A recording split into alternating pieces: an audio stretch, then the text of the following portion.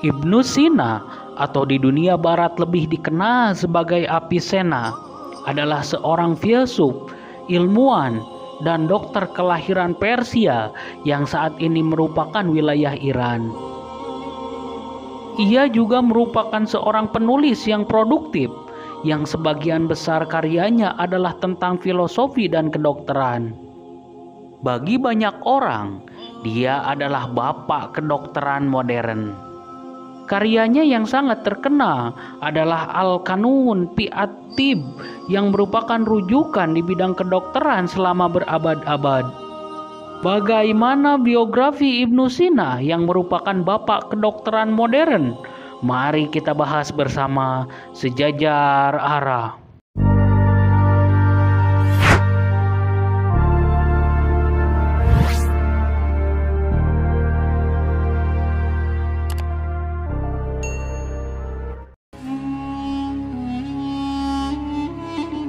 Nama lengkap Ibnu Sina adalah Abu Ali Husain Ibnu Abdullah Ibnu Hasan Ibnu Ali Ibnu Sina. Penyebutan nama ini telah menimbulkan perbedaan pendapat di kalangan para ahli sejarah. Sebagian dari mereka mengatakan bahwa nama tersebut diambil dari bahasa Latin yaitu Avicenna. Dan sebagian yang lain mengatakan bahwa nama tersebut diambil dari kata Al-Sina yang dalam bahasa Arab berarti Cina. Selain itu, ada pula pendapat yang mengatakan bahwa nama tersebut dihubungkan dengan nama tempat kelahirannya yaitu Absana.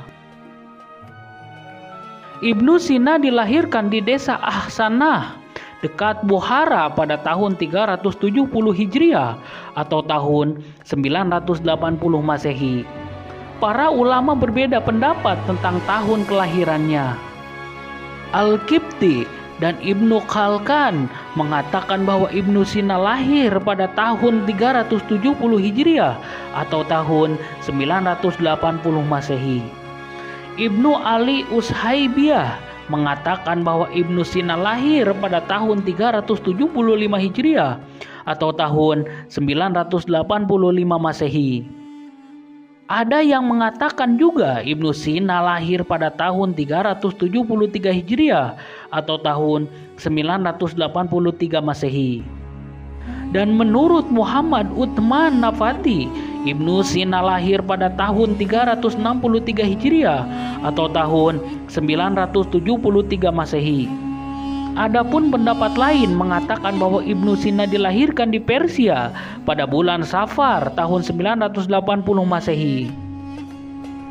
Ayahnya berasal dari Balkh, Khurasan, suatu kota yang termasyhur di kalangan orang-orang Yunani dengan nama Bahtara.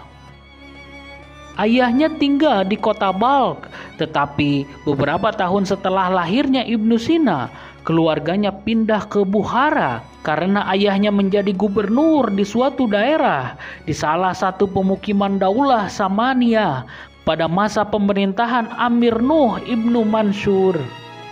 Sedangkan ibunya bernama Astarah, berasal dari Absana yang termasuk wilayah Afghanistan. Ada yang menyebutkan bahwa ibunya sebagai orang berkebangsaan Persia karena pada abad ke-10 Masehi, wilayah Afghanistan ini termasuk daerah Persia. Keluarga Ibnu Sina termasuk keluarga kaya dan terpandang. Latar belakang yang dimiliki merupakan faktor yang sangat mendukung dalam pribadi ilmiahnya di samping kecemerlangan otaknya. Di sisi lain, memang keluarga Ibnu Sina menaruh perhatian serius terhadap ilmu dan pendidikan yang berpengaruh besar bagi karir intelektualnya kelak. Selain itu, masa di mana Ibnu Sina hidup merupakan masa kejayaan Bani Abbasiyah dalam hal ilmu dan pendidikan. Meskipun sangat kontras dengan situasi politik yang tengah mengalami banyak konflik dan perpecahan. Saat itu, pendidikan merupakan tuntutan sehingga para cendekiawan begitu banyak. Perpustakaan dipenuhi dengan kehadiran para sarjana muslim dan karya-karya terjemahan terus dilakukan atas berbagai pengetahuan dari bangsa-bangsa lain sesuai dengan kehendak khalifah dan para wazir. Ibnu Sina terkenal sebagai anak yang memiliki kepandaian sangat luar biasa. Pendidikan Ibnu Sina bersifat ensiklopedik, mulai dari tata bahasa, geometri, fisika, kedokteran, hukum, dan teologi. Pengetahuan yang pertama kali ia pelajari adalah membaca Al-Quran. Setelah itu, ia melanjutkan dengan mempelajari ilmu-ilmu agama Islam seperti tafsir, fikih, dan usuluddin. Ia belajar bahasa Arab di bawah bimbingan Abu Bakar Ahmad Ibnu Muhammad Al-Barki Al-Hawarizmi. Berkat ketekunan dan kecerdasannya, ia berhasil menghafal Al-Quran dan menguasai berbagai cabang ilmu keislaman pada usia yang belum genap 10 tahun. Ibnu Sina belajar di bawah pengawasan ayahnya, dan salah seorang gurunya ialah Ismail Al-Jahid yang mengajarkan ilmu akhlak, tasawuf, dan fikih. Setelah umur 10 tahun dan ilmu-ilmu agama telah dikuasai, maka ayahnya menyuruh belajar filsafat dengan segala cabang-cabangnya. Pertama belajar ilmu hitung pada seorang saudagar India yang merupakan kawan ayahnya. Kemudian ia tidak puas dengan ilmu hitung saja, tapi ia ingin belajar segala macam ilmu. Dan kebetulan seorang sahabat ayahnya bernama Abu Abdullah Natili yang terkenal sebagai mutafalsid atau calon filosofi berkunjung ke Bukhara dan menginap di rumahnya, sehingga kesempatan yang baik itu dimanfaatkan oleh ayahnya agar putranya belajar pada Natili. Akan tetapi proses belajarnya tidak begitu lama. Sang guru ingin pulang ke daerahnya.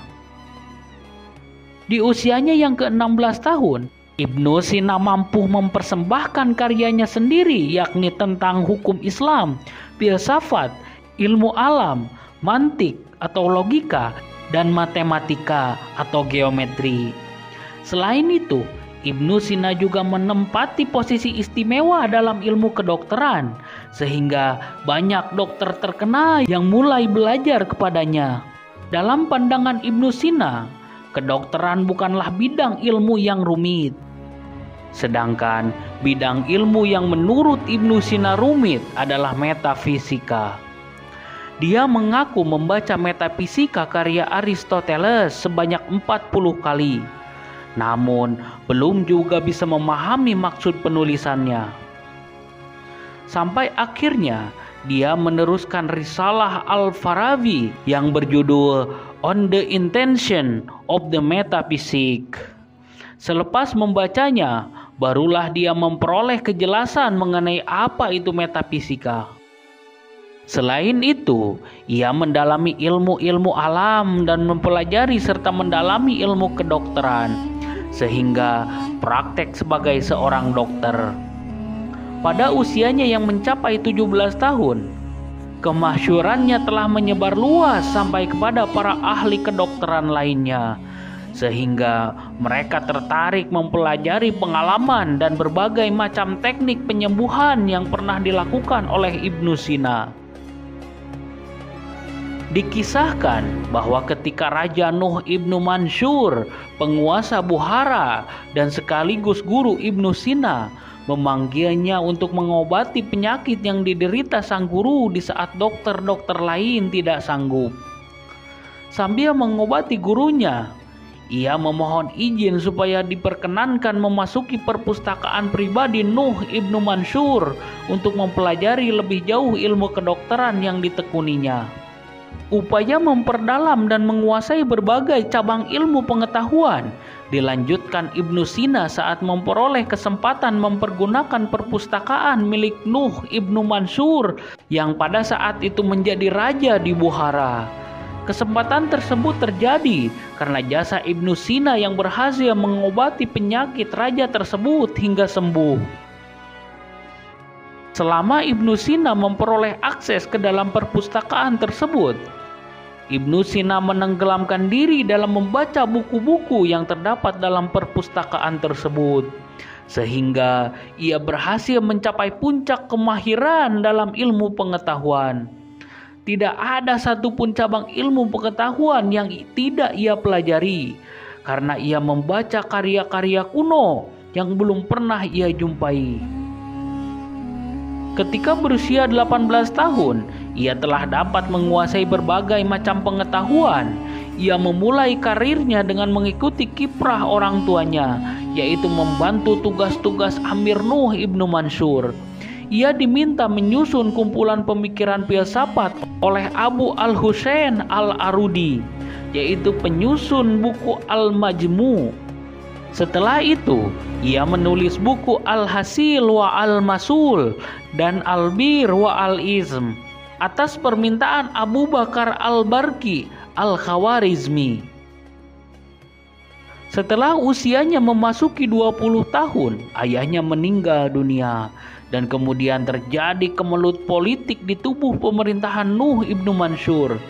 Kedua orang putra kerajaan, yaitu Mansur dan Abdul Malik, saling berebut kekuasaan yang dimenangkan oleh Abdul Malik. Selanjutnya, dalam pemerintahan yang belum stabil itu, terjadi serbuan yang dilakukan oleh Kesultanan Mahmud Al-Ghaznawi, sehingga seluruh wilayah kerajaan Samani yang berpusat di Bukhara jatuh ke tangan Mahmud Al-Ghaznawi tersebut. Dalam keadaan situasi politik yang begitu ricuh, Ibnu Sina memutuskan untuk meninggalkan daerah asalnya. Dia pergi ke Karkang yang termasuk ibu kota Al-Khawarizm, dan di daerah tersebut Ibnu Sina mendapat penghormatan dan perlakuan yang baik.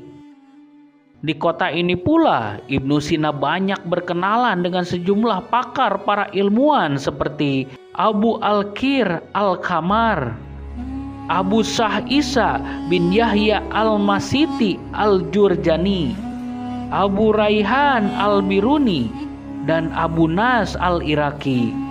Selanjutnya, Ibnu Sina melanjutkan perjalanan ke Nasa, Abi Warud, Syakan, Jajarin, dan terus ke Jurzan. Setelah kota yang ia singgahi terakhir ini juga kurang aman, Ibnu Sina memutuskan pindah ke Rai dan bekerja pada Asyaidah dan putranya Majid Ad-Daulah, yang pada saat itu terserang penyakit dan membantu menyembuhkannya. Selang beberapa waktu, Ibnu Sina terserang penyakit kolik atau mah kronis, dan karena keinginannya yang kuat untuk sembuh, sehingga dikisahkan bahwa pada saat itu Ibnu Sina pernah minum obat sampai 8 kali dalam sehari. Namun, sekalipun kondisinya yang memburuk karena penyakit yang ia derita, ia masih saja tetap aktif menghadiri sidang-sidang majelis ilmu di Isfaha. Kemudian, ketika Ad-Daulah bermaksud akan pergi ke Hamadan, Ibnu Sina memaksakan ikut dalam rombongan tersebut. Di tengah perjalanan, dia kembali terserang penyakit, dan dalam keadaan yang demikian itu ia berkata, "Segala tenaga yang mengatur kekuatan tubuhku sudah lumpuh sama sekali, dan segala pengobatan sudah tidak berguna lagi." Karena hal tersebut, ia pun kemudian mandi dan bertobat kepada Allah Subhanahu wa Ta'ala, menyedekahkan segala kekayaannya kepada kaum fakir, memaafkan setiap orang yang pernah menyakitinya, membebaskan para budaknya, membaca Al-Quran sehingga khatam 3 kali sehari. Sampai ia menghembuskan nafas terakhirnya, Ibnu Sina pun wafat pada hari Jumat, bulan Ramadan, pada tahun 428 Hijriah, bertepatan dengan tahun 1037 Masehi, pada usia 58 tahun, dan dimakamkan di Hamadan, Iran.